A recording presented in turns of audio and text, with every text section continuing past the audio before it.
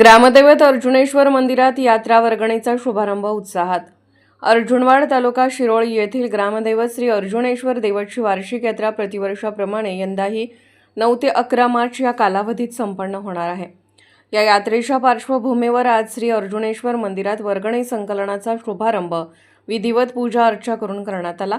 यावेळी वसंत नरदे, चंद्रकांत गंगाधर, चंद्रकांत पाटील, तुकाराम डोंगरे, अप्पासो डोंगरे, अरुण कर्नाळे, विलास पाटील, अशोक पाटोळे आदी मान्यवरांच्या हस्ते पूजाविधी पार पडला। श्रीफळ वाढवून वर्गणी संकलनास प्रारंभ करण्यात आला।